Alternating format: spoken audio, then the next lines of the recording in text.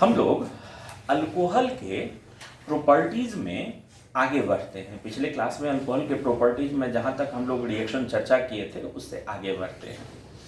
अरे बेटा, आप लोगों को बताए थे कि अगर हम लोग अल्कोहल को K2Cr2O7 के साथ ऑक्सीडाइज कर दें, ऑक्सीडेशन वाला बात बताए थे पिछले लेक्चर में, याद है कि अगर हम लोग कोई अल्कोहल ले लें CH3CH2OH और इसको अगर K2Cr2O7 के साथ हम लोग ऑक्सीडाइज करवाएं तो प्राइमरी अल्कोहल अगर होगा तो वो पहले एल्डिहाइड और फिर आगे ऑक्सीडाइज होकर वो कहां तक बदल जाएगा, एसिड तक बदल जाएगा। अगर 2 डिग्री अल्कोहल हो तो वो ऑक्सीडाइज होकर कीटोन तक बदल जाता है। अगर 2 डिग्री अल्कोहल हो तो वह ऑक्सीडाइज होकर कहां तक बदल जाता है, 2 डिग्री तक बदल जाता है और कीटोन ततक बदल जाता है। और यहीं पर बताए थे कि 3 डिग्री का अल्कोहल हो तो वो ऑक्सीडाइज नहीं होता है। जानते हो बेटा, K2Cr2O7 का कलर होता है और इसका कलर होता है कैसा, तो इसका कलर होता है ऑरेंज या पिंक, जो भी बोलो। और जब ये ऑक्सीडेशन करता है किसी भी मॉलिक्यूल का, जब यह किसी भी चीज का ऑक्सीडेशन करता है तो फिर इसका कलर ग्रीन हो जाता है। इसको डाइक्रोमेट टेस्ट बोलते हैं। तो याद रखना, 1 डिग्री और 2 डिग्री अल्कोहल डाइक्रोमेट टेस्ट दिखाता है और 3 डिग्री अल्कोहल K2Cr2O7 के साथ रिएक्शन ही नहीं करता है, तो ये डाइक्रोमेट टेस्ट भी नहीं दिखाता है। याद रह गया बात, क्या बोले, 1 degree 2 degree alcohol dichromate test और 3 डिग्री अल्कोहल डाइक्रोमेट टेस्ट नहीं दिखाता है। ठीक है, अब हम आगे बढ़ते हैं। अरे बेटा, आगे बढ़ते हैं तो अगला जो चीज हम लोग चर्चा करने चल रहे हैं वो होगा कैटालिटिक ऑक्सीडेशन के बारे में। अगला जो चीज हम लोग चर्चा करने चल रहे हैं वो होगा क्या चीज के बारे में, तो कैटालिटिक ऑक्सीडेशन के बारे में होगा। सुनना, अगर हम लोग कहीं पर 1 डिग्री अल्कोहल ले लें और इसको हीटेड कॉपर ट्यूब के ऊपर से पास करवा दें, इसको हम लोग पास करवा दें क्या चीज के ऊपर से, हीटेड कॉपर ट्यूब के ऊपर से। बेटा, इसको हीटेड कॉपर ट्यूब के ऊपर से पास करवा दें तो भी ये ऑक्सीडाइज होकर एल्डिहाइड में बदल जाता है, तो भी ये ऑक्सीडाइज होकर बदल जाता है क्या चीज के रूप में, एल्डिहाइड के रूप में। ठीक है, एल्डिहाइड के रूप में बदल जाएगा ये ऐसा। अगर हम लोग 2 डिग्री अल्कोहल ले लें, अगर हम लोग 2 डिग्री अल्कोहल ले लें तो इसमें भी डिहाइड्रोजिनेशन हो जाता है। इसको हम लोग हीटेड कॉपर प्लेट के ऊपर से पास करवा दें। सुनो ना, कॉपर का एक प्लेट लिए हुए, सबका ध्यान हमारे तरफ रहे, एक कॉपर प्लेट लिए हुए हैं और कॉपर प्लेट को हमने हीट किया है तो कॉपर सरफेस पर जो कॉपर के एटम हैं वह कॉपर के ऑक्साइड में बदल जाता है। अकेले कॉपर प्लेट को हीट कर रहे हैं एयर में तो सरफेस पर जो कॉपर के एटम हैं वो बदल गए होते हैं क्या चीज के ऊपर में, और अब इनके ऊपर से अल्कोहल के वेपर्स को पास करवाते हैं तो वह ऑक्सीजन देकर वही कॉपर ऑक्साइड टूटता है फिर, और वो जो ऑक्सीजन उसने रिएक्शन किया है वो देकर पास होने वाले अल्कोहल को क्या कर देता है, ऑक्सीडाइज कर देता है।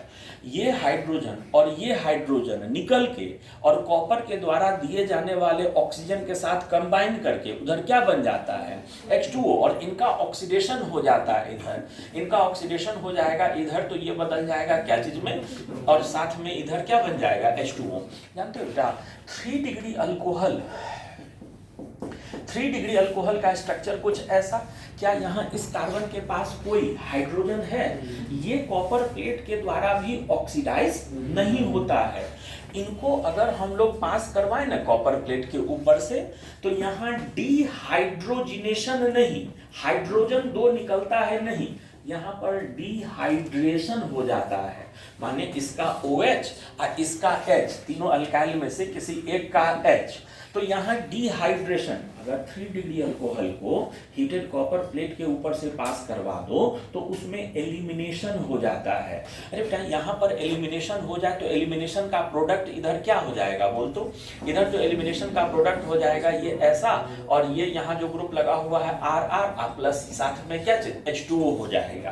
तीनों में ये अंतर याद रहा क्या क्या बोले हैं?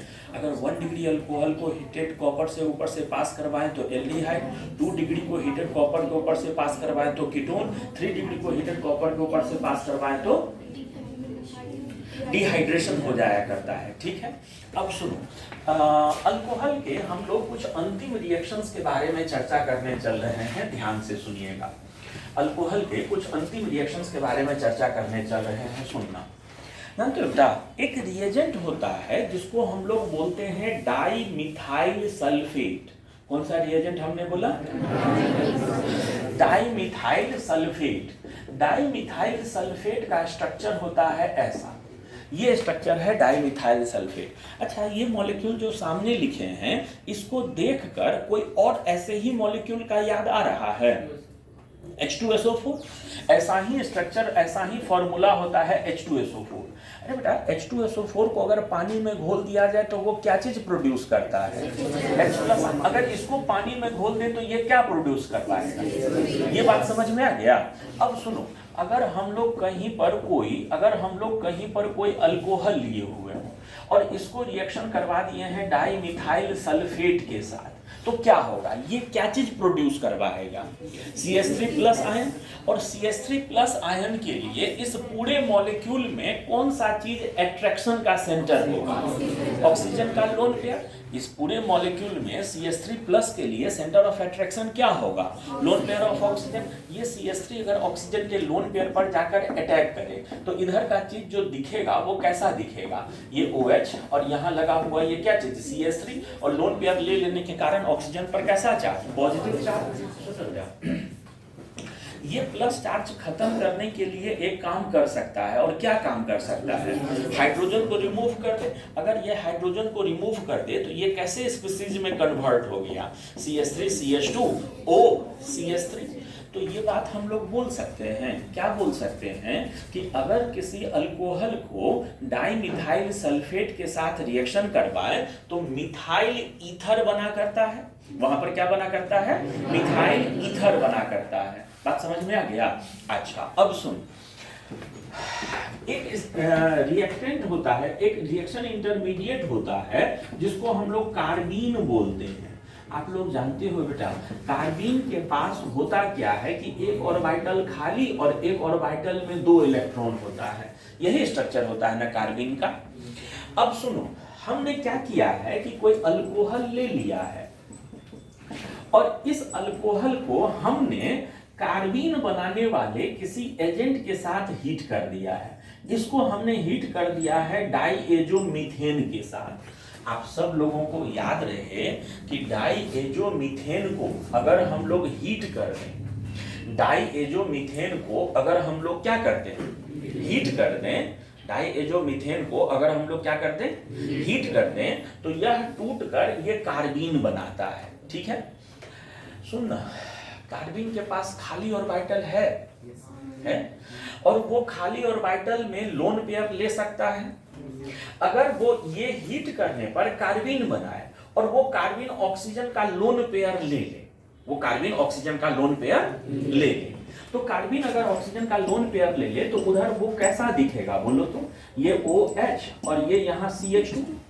अच्छा, पहले से इस पर क्या कोई चार्ज है? अगर लोन पेयर ले ले तो अब इस पर कैसा चार्ज आ जाएगा? माइनस, और इस पर कैसा चार्ज आ जाएगा? प्लस। जानते हो बेटा, ये इसका प्लस इसका माइनस एक झटके में खत्म हो सकता है। क्या करके? यहाँ का हाइड्रोजन वहां ट्रांसफर हो जाए। यहाँ का हाइड्रोजन अगर वहां ट्रांसफर हो जाए तो ये क्या चीज में बदल जाएगा? देखो तो, CH3 CH2 और ये O CH3 में बदल जाएगा। तो मेरा कहना है कि अगर हम लोग किसी अल्कोहल को डाइमिथाइल सल्फेट से रिएक्शन करवा दें या किसी कार्बीन के साथ रिएक्शन करवा दे, दोनों केस में वो बदल जाता है क्या चीज में, दोनों केस में वो बदल जाता है मिथाइल ईथर में बदल जाता है, दोनों केस में वो बदल जाता है क्या चीज में, मिथाइल ईथर में बदल जाता है। इतना बात समझ में आ गया। यहाँ पर हम लोगों के अल्कोहल का रिएक्शंस खत्म होता है। पिछले दिन जो हम लोग रिएक्शंस चर्चा कर रहे थे वो रिएक्शंस यहाँ खत्म हो रहा है। जानते बेटा अल्कोहल के रिएक्शंस में ये रिएक्शंस 2 बार पहले चर्चा हो चुका है, इसलिए चर्चा नहीं किए हैं हम। अगर कोई अल्कोहल ले लें हम लोग और इस अल्कोहल को हम लोग रिएक्शन करवाते हैं या तो SOCl2 के साथ, या रिएक्शन करवाते हैं PCl5 के साथ, या रिएक्शन करवाते हैं PCl3 के साथ, ये रिएक्शन हम लोग नहीं चर्चा कर चुके हैं। इन तीनों में से किसी के साथ भी रिएक्शन करवाएं तो उधर प्रोडक्ट के रूप में क्या बन जाएगा, अल्काइल हैलाइड बन जाया करता है। हर बार यहाँ पर रिएक्शन के रूप में इधर क्या बन जाया करता है, अल्काइल हैलाइड बन जाता था। इसलिए इस रिएक्शन का प्रॉपर्टीज में फिर से चर्चा, क्योंकि इससे पहले ही इस पर हम लोग डिटेल डिस्कशन कर चुके हैं, इसलिए यहाँ पर इसका फिर से चर्चा नहीं किए हैं। ये हम लोगों का यहाँ पर टॉपिक खत्म हुआ है। कौन सा, तो टॉपिक खत्म हुआ है अल्कोहल। सुनो ना, अल्कोहल में एक चीज याद आ रहा है हमको बताने के लिए, ध्यान से सुनना। लैब में अगर हम लोगों को कोई भी सॉल्ट दे दिया गया या कोई भी मॉलिक्यूल दे दिया गया, लैब में प्रैक्टिकल के समय हम लोगों को कोई भी मॉलिक्यूल दे दिया गया और हमको पता लगाना है कि उस मॉलिक्यूल में अल्कोहल वाला ग्रुप है कि नहीं, ठीक है। तो इसके लिए हम लोग एक रिएजेंट यूज करते हैं जिसको CAN बोलते हैं, CAN बोलते हैं। CAN का फुल फॉर्म होता है सेरिक अमोनियम नाइट्रेट। इसका फुल फॉर्म क्या होता है, सेरिक अमोनियम नाइट्रेट। ये इसका फॉर्मूला होता है NH4 का होल 2 CeNO3 का होल 6। सेरिक अमोनियम नाइट्रेट ये केमिकल होता है, ठीक। ये केमिकल का सॉल्यूशन थोड़ा सा ले लो एक टेस्ट ट्यूब में, माने टेस्ट ट्यूब में थोड़ा पानी और 2-3 क्रिस्टल इस केमिकल का घोल दो, और उसमें हमको जो केमिकल में चेक करना है कि उसमें OH ग्रुप है कि नहीं, वो 2-3 बूंद डालो। तो इसका कलर जो होता है वो येलो से रेड में कन्वर्ट हो जाता है। सेरिक अमोनियम नाइट्रेट का कलर जो है वो येलो से कन्वर्ट हो जाता है क्या चीज में, रेड में कन्वर्ट हो जाता है। तो याद रखना, जैसे कंपाउंड A और B वाला बहुत सा क्वेश्चन पूछता है, तो उसमें अगर लिखा हुआ रहे कि कोई भी मॉलिक्यूल ने CAN टेस्ट दिखाया है या सेरिक अमोनियम नाइट्रेट का कलर रेड कर दे रहा है, तो इसका मतलब पक्का है कि उस मॉलिक्यूल में कहीं ना कहीं OH ग्रुप है, वो कोई ना कोई अल्कोहल है। ये टेस्ट याद रह जाएगा, सेरिक अमोनियम नाइट्रेट वाला टेस्ट याद रह जाएगा। यह OH का कंफर्म करने का टेस्ट है कि वो मॉलिक्यूल अल्कोहल है कि नहीं है, उसके लिए एक टेस्ट है, ठीक है। यहाँ हम लोगों का अल्कोहल टॉपिक खत्म हुआ है, और अल्कोहल टॉपिक के बाद हम लोग एक छोटा सा टॉपिक है ईथर जो शुरू करने चल रहे हैं। आप लोग ध्यान दीजिएगा, अल्कोहल, ईथर, फेनॉल, इसमें इस चैप्टर में हम लोगों को 3 टॉपिक पढ़ना है, जिसमें एक टॉपिक खत्म हुआ है और हम लोग दूसरे टॉपिक के बारे में चर्चा करने चल रहे हैं। और दूसरा टॉपिक हमारा है कौन सा, ईथर। ध्यान देना बेटा, हम लोग चलते हैं सबसे पहले ईथर के मेथड्स ऑफ प्रिपरेशन पे चर्चा करने के लिए। सबसे पहले हम लोग चल रहे हैं कहां पर, तो ईथर के मेथड्स ऑफ प्रिपरेशन पर बात करने के लिए चल रहे हैं। देखो, ईथर के मेथड्स ऑफ प्रिपरेशन में अगर बात करें तो अधिकतर रिएक्शन जो हैं या लगभग रिएक्शन हम लोग पहले चर्चा कर चुके हैं। सबसे पहला रिएक्शन फ्रॉम अल्कोहल, सबसे पहला रिएक्शन जो चर्चा करने जा रहे हैं वो होगा क्या चीज, फ्रॉम अल्कोहल।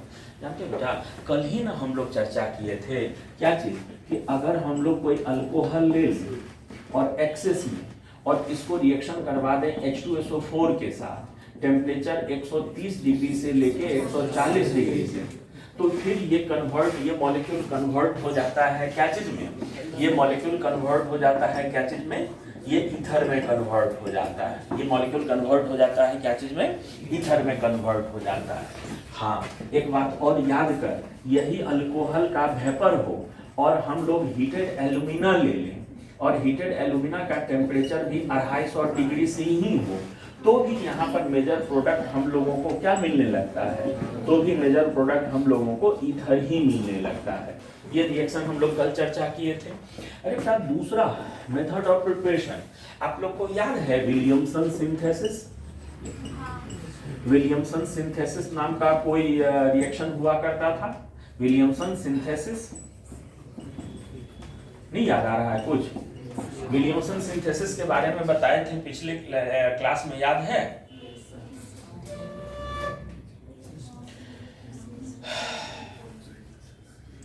विलियमसन सिंथेसिस बोलते थे किसी भी अल्काइल हैलाइड को रिएक्शन करवा दें अल्कोक्साइड बेस के साथ तो उधर ईथर बन जाया करता है ना।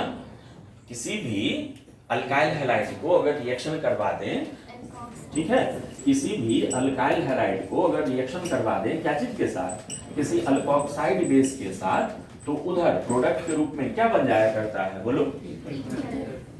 ईथर बन जाया करता है। यह O माइनस बैक साइड से आकर इनको रिप्लेस करके इधर क्या बना लेगा, इधर बना लिया करेगा CH3CH2O और ये CH2CH3, ये इस तरह का ईथर बना लिया करेगा। ठीक, इस रिएक्शन को हम लोग क्या नाम से पुकारते हैं, विलियमसन सिंथेसिस। जब पढ़ाए थे तो आप लोग को बोले थे कि इसमें क्या क्या बनता है, वो नहीं, विलियमसन सिंथेसिस के द्वारा कौन कौन सा नहीं ईथर बन सकता है उसको ज्यादा ध्यान से देखना। एक लंबा चौड़ा लिस्ट बताए थे और क्यों ये सब नहीं बनेगा वो भी बताए थे। अच्छा सुनो, ईथर के प्रिपरेशन में ये दोनों तरीका से हम लोग आगे बढ़ते हैं। क्या अगला तरीका जो हम लोग चर्चा करने चल रहे हैं वो होगा फ्रॉम अल्कीन। जो अगला तरीका हम चर्चा करने चल रहे हैं वो होगा क्या चीज, फ्रॉम अल्कीन। ध्यान देना, एल्कीन से हम लोग ईथर कैसे बनाते हैं उस पर आते हैं हम लोग गौर करने के लिए, वो ध्यान दें बेटा इसको।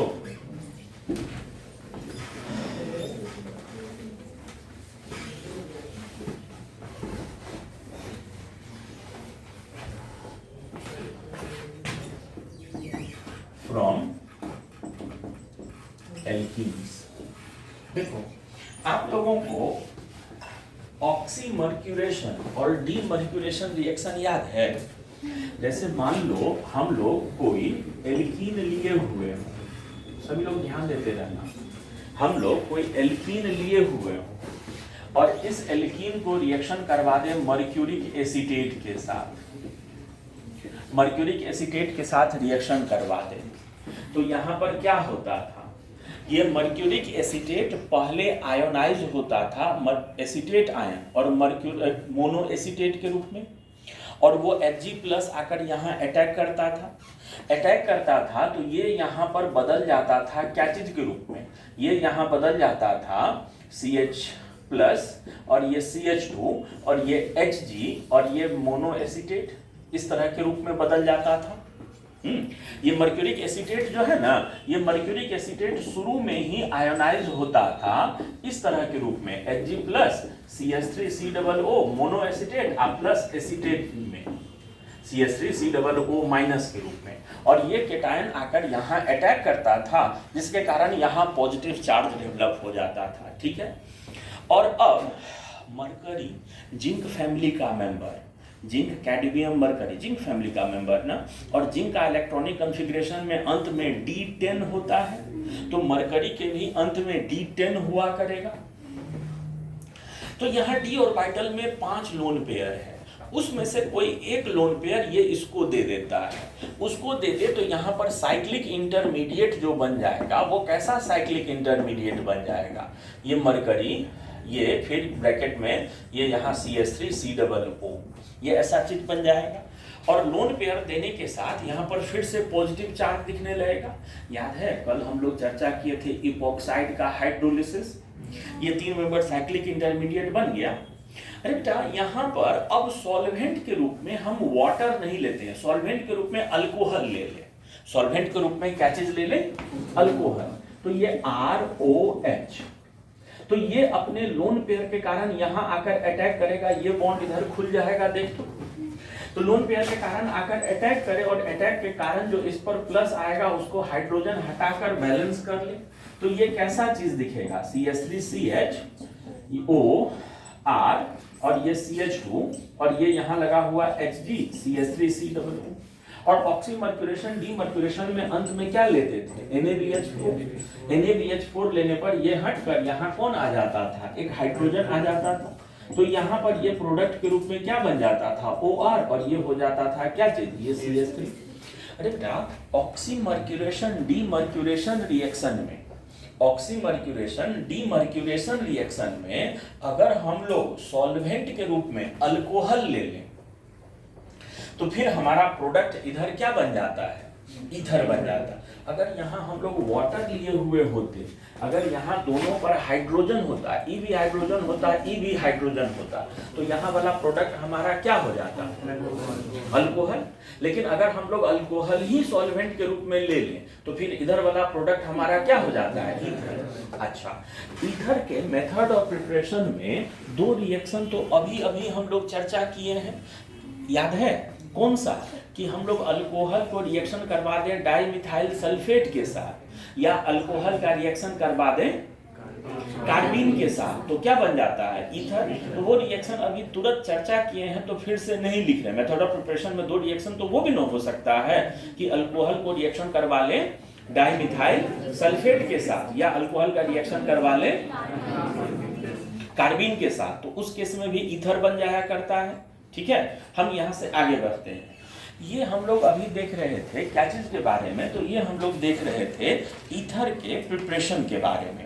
अरे बेटा ईथर के प्रिपरेशन से हम लोग आगे बढ़ते हैं, चलते हैं हम लोग ईथर के प्रॉपर्टीज पर चर्चा करने के लिए। हम लोग चलते हैं कहाँ पर चर्चा करने के लिए, ईथर के प्रॉपर्टीज पर चर्चा करने के लिए चलते हैं। सभी लोग सामने देखते रहना। अल्कोहल का डाइपोल मोमेंट हम पिछले क्लास में बताए थे। अल्कोहल का डाइपोल मोमेंट कितना बताए थे, याद है, 1.7, फिनॉल का 1.4 के आसपास। जानते हो बेटा ईथर का डाइपोल मोमेंट जो होता है, ईथर का जो डाइपोल मोमेंट होता है वो 1.18 के रेंज में होता है, इतना डिवाइड। देख तो यह अल्कोहल से कम है कि ज्यादा है, बहुत कम है, अल्कोहल से बहुत कम है। आखिर क्यों कम है उसका कारण सुनना। ईथर जो है वो अल्कोहल से कम पोलर है, ईथर जो होता है वो अल्कोहल से कम पोलर होता है। ठीक ठाक डाइपोल मोमेंट में कमी है, उनका डाइपोल मोमेंट 1.7 के रेंज में और इनका डाइपोल मोमेंट 1.18 के रेंज में। जानते हो बेटा होता क्या है, अगर हम लोग कहीं पर वाटर ले लें तो वाटर के केस में ये जो बॉन्ड एंगल होता है ना वो होता है 104.5 डिग्री, 104.5, 104.5 सुनने पे बहुत से लोगों को लगता है कि ये क्या बोल रहे हैं, 104.5 डिग्री होता है। अल्कोहल का जो बॉन्ड एंगल होता है, अल्कोहल का जो बॉन्ड एंगल होता है वो 109 के रेंज में होता है, 108 दशमलव कुछ, 108.5, 109 के रेंज में होता है। ठीक है, और ईथर का जो बॉन्ड एंगल होता है, ईथर का जो बॉन्ड एंगल होता है ये C2H5, ये जो बॉन्ड एंगल होता है यह 110 के रेंज में होता है। ईथर का बॉन्ड एंगल कितना होता है, 110 डिग्री के केस में होता है। एक बात जानते हो बेटा, थोड़ा सा हम आपको केमिकल बॉन्डिंग में ले चल रहे हैं, मेरे साथ रहिएगा सभी लोग, खूब ध्यान से सुनते रहिएगा। बॉन्ड एंगल वाला जो फैक्टर है ना, किसका बॉन्ड एंगल कितना है, बहुत ध्यान से सुनना। बॉन्ड एंगल वाला जो फैक्टर है ना, यह बहुत से चीज मिलकर डिसाइड करते हैं कि किसी का बॉन्ड एंगल कितना होगा। सबसे पहला चीज जो डिसाइड करता है वो है हाइब्रिडाइजेशन। हाइब्रिडाइजेशन, अब देखो जैसे कोई एटम में दो ही हाइब्रिड ऑर्बिटल है तो बॉन्ड एंगल 180 हो जाएगा। अगर हाइब्रिडाइजेशन में 3 बॉन्ड है तो बॉन्ड एंगल जो है नेचुरली उसका कम हुआ करेगा। तो हाइब्रिडाइजेशन में जितने ज्यादा ऑर्बिटल इन्वॉल्व होंगे बॉन्ड एंगल उतना कम होता चला जाएगा, ये तो लाजमी है, सब लोग समझ रहे हैं। sp से कम हो जाएगा sp2 में, sp2 से कम हो जाएगा sp3 में, sp3 से कम हो जाएगा sp3d में, इस तरह से सेंट्रल एटम का अगल बगल होते चला जाता है। अगर हाइब्रिडाइजेशन सेम रहे तो फिर बॉन्ड एंगल डिपेंड करता है रिलेटिव इलेक्ट्रोनिगेटिविटी पे, रिलेटिव इलेक्ट्रोनिगेटिविटी पे डिपेंड करता है। जैसे सुन, बात क्या है, जैसे मान ले सेम मॉलिक्यूल है, एक जगह NF3 है और एक जगह NH3 है, दोनों सेम हाइब्रिडाइजेशन है, सब कुछ सेम है, दोनों में सेम हाइब्रिडाइजेशन है, लेकिन NF3 और NH3 में क्या हुआ है, यहां पर ये ज्यादा इलेक्ट्रोनिगेटिव है, ठीक है, ये ज्यादा इलेक्ट्रोनिगेटिव है, तो जो बॉन्ड पेयर होगा वह फ्लोरीन के ज्यादा नजदीक होगा कि सेंट्रल एटम के ज्यादा नजदीक होगा। बॉन्ड पेयर जो होगा फ्लोरीन ने अपने तरफ ज्यादा खींच कर रखा होगा। तो अब अच्छा, इसके केस में नाइट्रोजन ने अपने तरफ ज्यादा विड्रॉ करके रखा होगा। यहाँ पर बॉन्ड पेयर के बीच में डिस्टेंस ज्यादा की यहाँ डिस्टेंस ज्यादा, इस केस में डिस्टेंस ज्यादा, इस छोर पे आ गया है, इस छोर पे आ गया, तो यहां से यहां तक डिस्टेंस तो ज्यादा हो गया है। तो यहां पर इनके बीच में रिपल्सन क्या हो गया है, कम, रिपल्सन कम, माने इनको आपस में बहुत ज्यादा मतलब नहीं है। तो ये लोन पेयर क्या करता है, अपना इफेक्ट लगाकर तीनों को क्या कर दिया है, थोड़ा सा अंदर के तरफ दबा दिया है। यहां पर यही लोग आपस में रिपेल कर करके उसके इफेक्ट को कम कर लेता है, इन लोगों का आपस में रिपल्सन हो जाता है, जिसके कारण वो बॉन्ड एंगल क्या हो जाता है, थोड़ा ज्यादा हो जाता है। इसका बॉन्ड एंगल कम, इसका बॉन्ड एंगल ज्यादा हो जाएगा। तो दोनों का इलेक्ट्रोनिगेटिविटी मिलकर डिसाइड करता है, अगर हाइब्रिडाइजेशन सेम हो तो बॉन्ड एंगल किसका ज्यादा होगा, किसका कम होगा। तो बेटा बॉन्ड एंगल डिसाइड करने में एक फैक्टर होता है साइज भी, बॉन्ड एंगल डिसाइड करने में एक फैक्टर होता है, क्या चीज, साइज भी होता है। अगर इन वैलेंसियों से लगा हुआ ग्रुप कुछ बहुत बड़े बड़े होने लगे, इन वैलेंसियों से लगा हुआ ग्रुप क्या होने लगे, बहुत बड़ा बड़ा होने लगे, तो भी तो इनमें रिपल्सन होगा और तो भी तो यहाँ बॉन्ड एंगल क्या होने लगेगा, बढ़ने लगेगा। साइज भी एक फैक्टर होता है, जानते हो बेटा। यह बॉन्ड एंगल का जो वैल्यू है ना, यह वैल्यू इतना एबनॉर्मल है कि अगर इसके बारे में आपको अंदाजा होता तो बिल्कुल आपको आश्चर्य होता ये देखकर। यह वाला वैल्यू देखकर आपको बिल्कुल चौंक जाना चाहिए था कि सर ये कैसे संभव है, ऐसा ये आश्चर्यजनक वैल्यू है। कुछ लोगों का कहना है कि सर हो ही न रहा आश्चर्य, तो हम क्या करें, है तो है, 110 लिखें तो होगा। नहीं, सुनो, ध्यान देना, देखो अगर कहीं पर sp3 हाइब्रिडाइजेशन है, ध्यान देना, अगर कहीं पर sp3 हाइब्रिडाइजेशन है तो sp3 हाइब्रिडाइजेशन का बॉन्ड एंगल कितना होना चाहिए, 109 डिग्री 28 मिनट।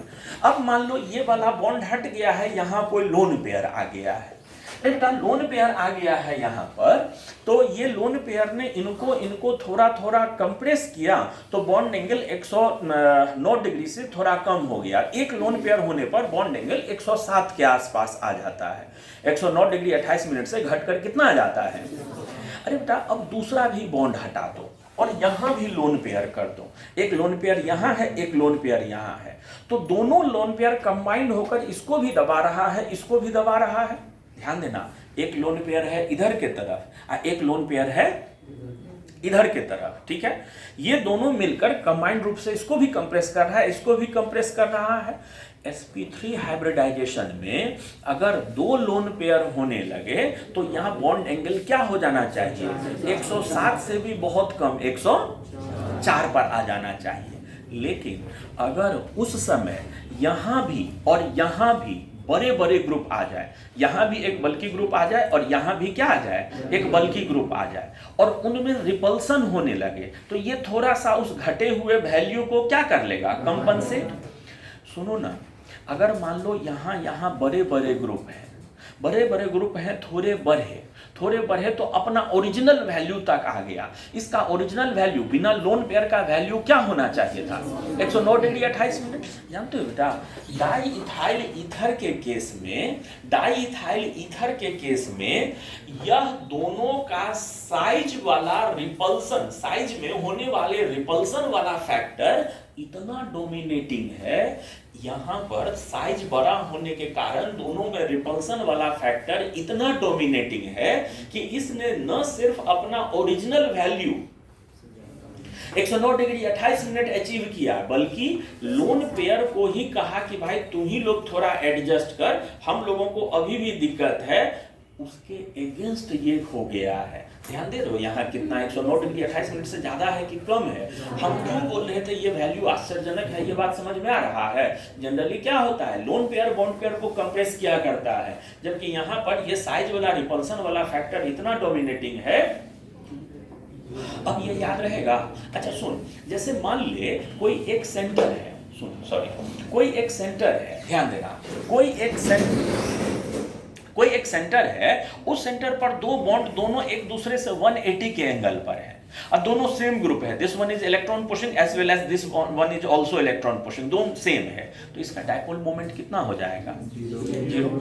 हल्का बॉन्ड एंगल ये ऐसे कर दिए तो हल्का सा डायपोल मोमेंट आएगा। अरे बेटा यहाँ पर डायपोल मोमेंट क्यों कम है, ये बात समझ में आ रहा है। ये बॉन्ड एंगल कितना है? 110 है। 110 होने का मतलब दोनों का रिजल्टेंट जो होगा वो क्या होगा? कम हुआ करेगा। यही कारण है कि इनका अल्कोहल के तुलना में इनका डायपोल मोमेंट क्या हो जाता है? कम हो जाता है। अल्कोहल की तुलना में डायपोल मोमेंट कम होने के पीछे का कारण, बेसिक कारण क्या चीज है? बॉन्ड एंगल ज्यादा होना। बॉन्ड एंगल और ज्यादा हो जाता तो अच्छा, अब इतना कहने के बाद अगर हम आपसे पूछे कि एक जगह डाई इथाइल ईथर है और एक जगह दोनों वैलेंसी से आइसोप्रोपाइल ग्रुप लगा हुआ है, ये CH3 और यहाँ भी लगा हुआ है ये CH और ये CH3, अगर हम आपसे पूछें कि इसका डायपोल मोमेंट ज्यादा होगा कि इसका डायपोल मोमेंट ज्यादा होगा, तो क्या बोलोगे? जैसे जैसे बल्कीनेस बढ़ते जाएगा डायपोल मोमेंट क्या होते जाएगा? कम होते जाएगा। ये बात समझ में आ रहा है। तो ईथर का बॉन्ड एंगल का वैल्यू और डायपोल मोमेंट का जो वैल्यू है वो ये याद रखना है। ईथर का ये दोनों चीज जो है वो याद रखना है। चलिए हम आगे बढ़े, बोलो ना। हाँ चलिए चलते हैं हम लोग ईथर के केमिकल प्रॉपर्टीज पर चर्चा करने के लिए। हम लोग चलते हैं ईथर के केमिकल प्रॉपर्टीज पर चर्चा करने के लिए। तो ईथर के केमिकल प्रॉपर्टीज पर चर्चा करेंगे हम लोग, लेकिन इसके अगले लेक्चर में। हम लोग मिलते हैं अगले लेक्चर में।